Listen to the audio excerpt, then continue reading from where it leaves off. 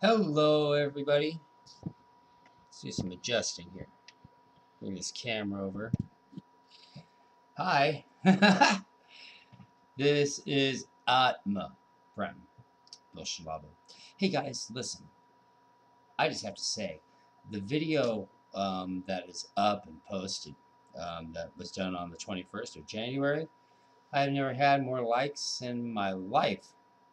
I've lost track after 20 because everything's spread out all over the place, all over Facebook. It's spread out through YouTube and through groups on Facebook. It's crazy.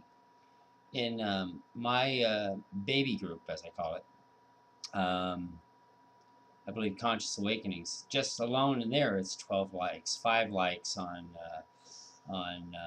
YouTube, and it continues to grow. The amount of views continues to grow, and wow, I didn't even realize I was doing so damn good. Oh, man. The video was called Paying It Forward, and I gave an exercise to people, just wondering how that worked out. I never heard from anybody. I had mentioned that try just paying it forward for 1 week. Whether someone bought you a cup of coffee at a 7-Eleven, gave you a couple of bucks because you were hungry at work and needed lunch. I mean, by paying it forward, it's not paying it back. I mean, it doesn't mean I wanted you to go out there and say, hey, you know what? You gave me $2 yesterday so I could buy a cup of coffee, so here's $2. No, that's paying back. That's not paying it forward.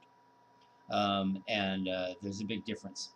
So if anybody thought paying it back was paying it forward, well, you fail. Oh, man, let me tell you. Life kicks us in the butt when we least expect it. I've been suffering through asthma attacks like you would not believe most of the night. As you can see, I'm breathing okay at this moment. A couple hours ago, maybe 3 hours ago, I caught my breath. Thank God, it was pretty scary. But I am going to go seek some medical help and see about getting some medicine to help me with that. Just can't afford to be skipping work because the body doesn't want to perform as I want it to. So, does this video have a topic? I guess it just got one. We'll call it the body. And for those of you that feel you are your body and feel that you are your pain and your suffering, and you may feel that you are the bills that you have to pay, you are the wife, you are the husband, you are.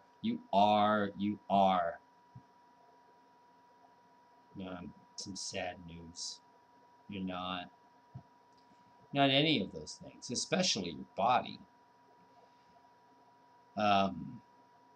My teacher, my best friend, my lover, my fiance, Carlos Ujanandaji, is actually not only a wonderful artist and a beautiful person and a fantastic friend to me and countless others, he's also awakened. And he reminds me all the time that I am not these things. Throughout my attacks, when I have asthma attacks, sometimes he tries to calm me by letting me remember and know that I'm not what I'm feeling. It's really tough when you're going through something for someone to come to you and in an egoic sense to the person hearing it, for them to say, you're not that. You're not your body. You're not your pain. Most people say, you. Trying to clean up my language. But you know what? It is true, though. It is true that none of us are attached really to anything. The being, the beingness, the soul, the flame, whatever you choose to call it, lives within, not apart. Not, I mean, not like this. Not like this. They just come together as one through consciousness. Make sense? Hope so. Because through that consciousness, not only are you drawn to your own body and to your own being, but you're drawn to everybody else's. Have you ever walked down the street and you've been passed by a complete and total stranger? And during that meeting, so to speak, you lock eyes with that person, you look, but you guys lock eyes. Don't you feel somewhat of a, we'll say cosmic, don't you feel somewhat of a cosmic connection to that stranger, to that person, man, woman, or child that just looked at you? Maybe they smiled and they said, hello. Maybe they said good morning. Maybe they didn't say anything at all, but they looked at you and they locked eyes with you. It's a connection.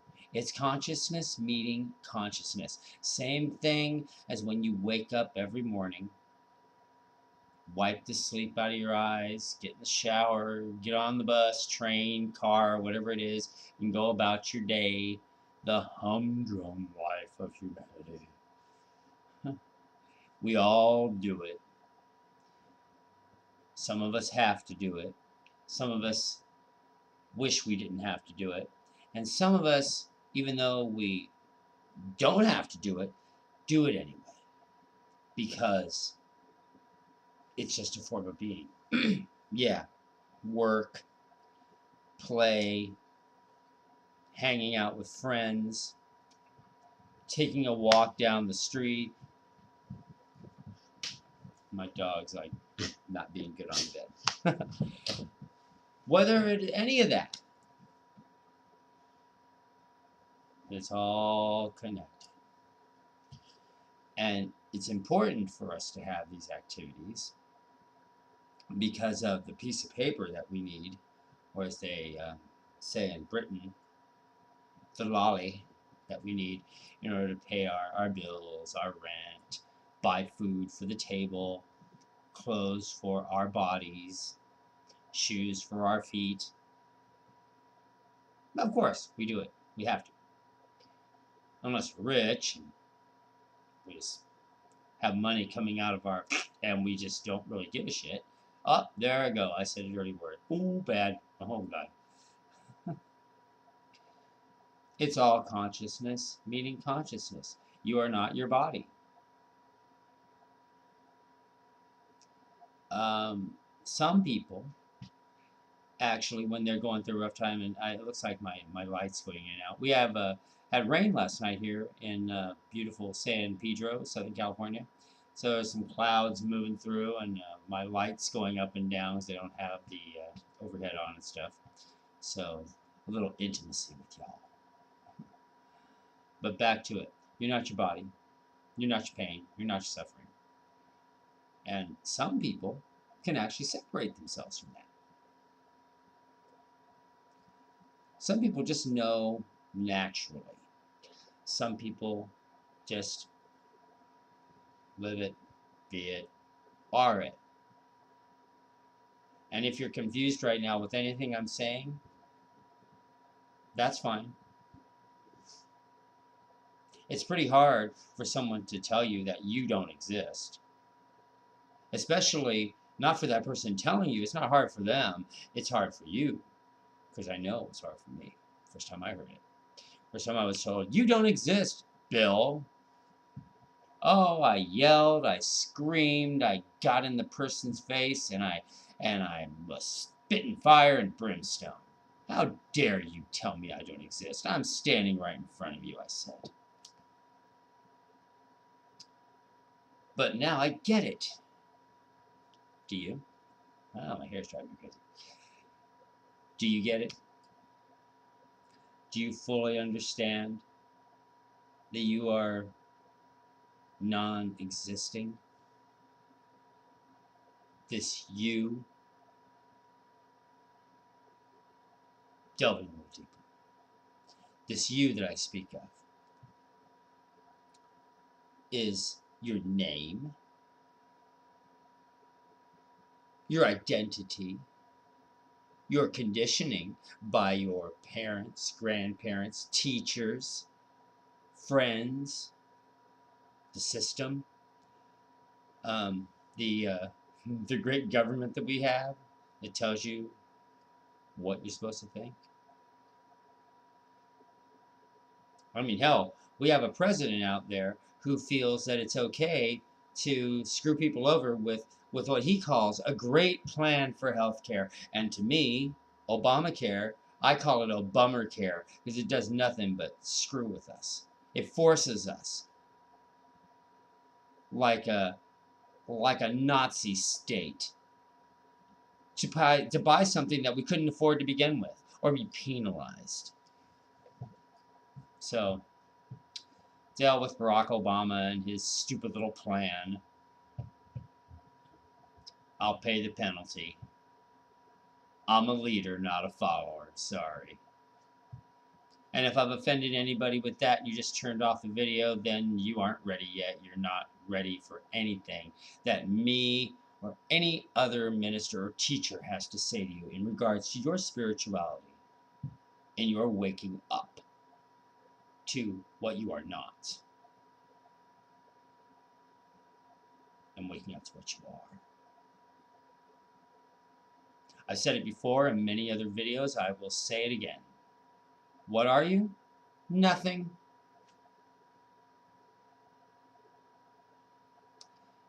Nothing.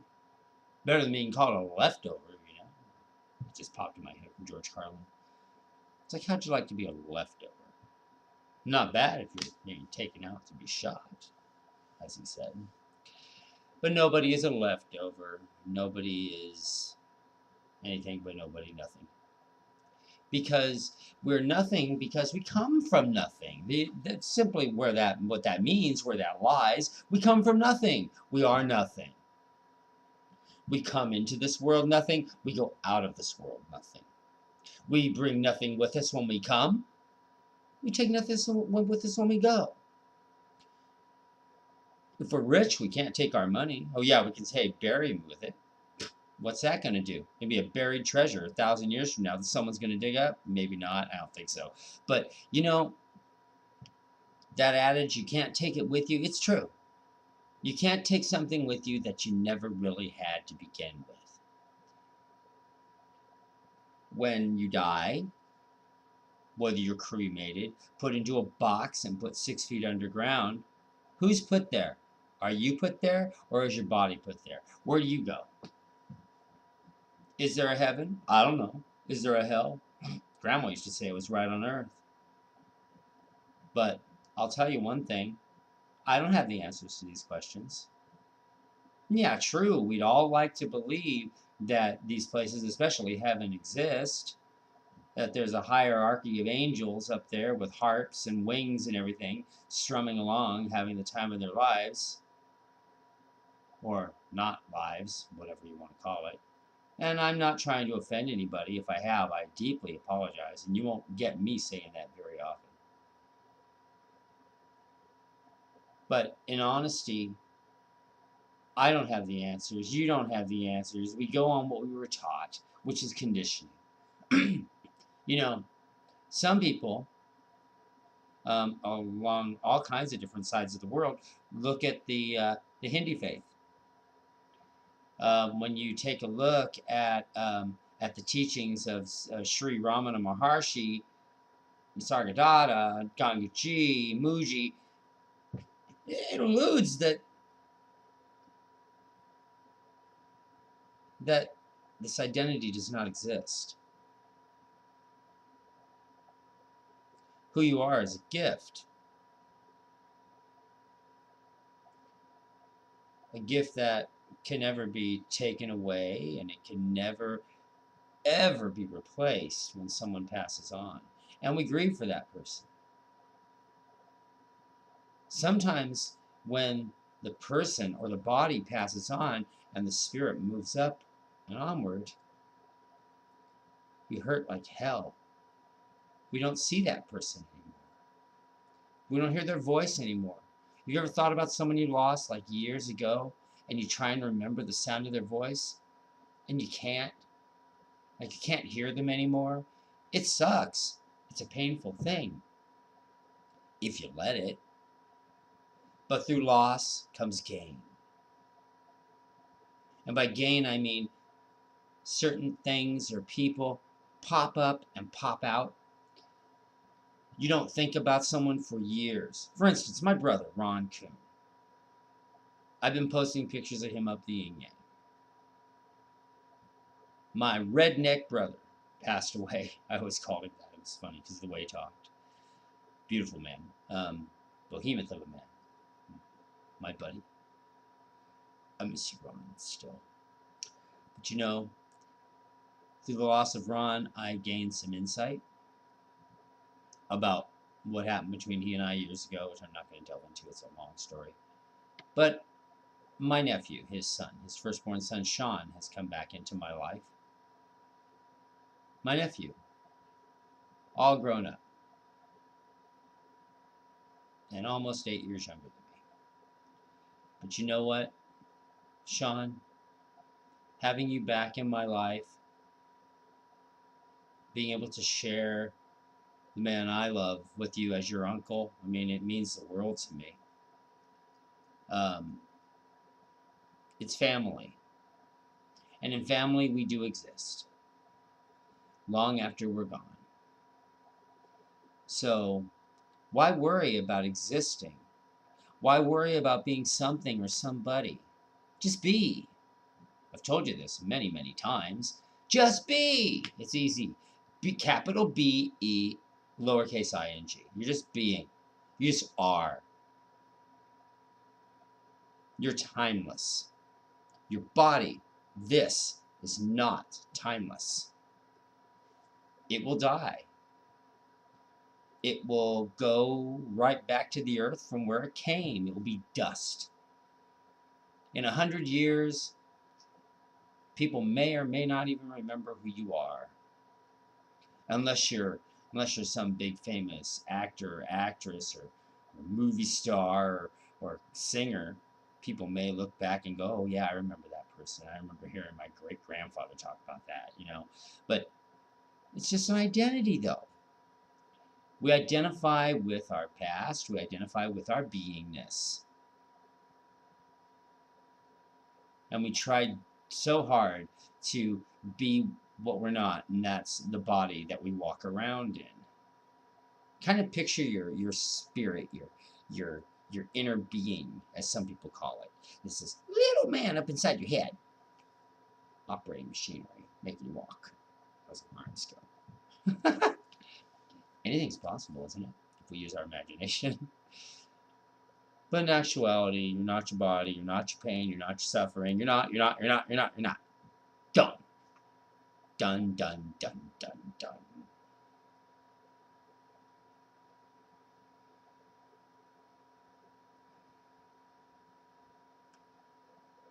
Well, I'm running long on these videos, but it's my passion to speak to you. It's my passion to share with you. It's my passion to be here for you. To offer up me in your hour of need, in your time of need, in just your belief of showing me something funny. Or coming at me because you used to work with me because you got a personal problem.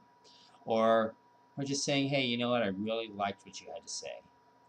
It warms my heart. I don't say it for me. I say it for everyone. I say it for you. I say it for your children. I say it for your dog. I say it for humanity.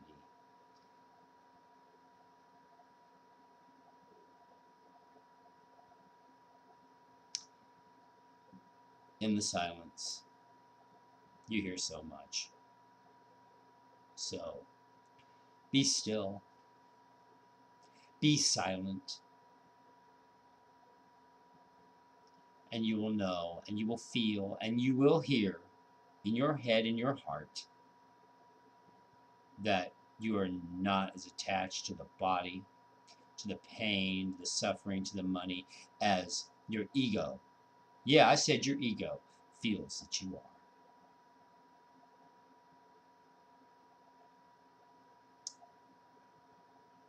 on my 4th anniversary with Carlos and Jananda.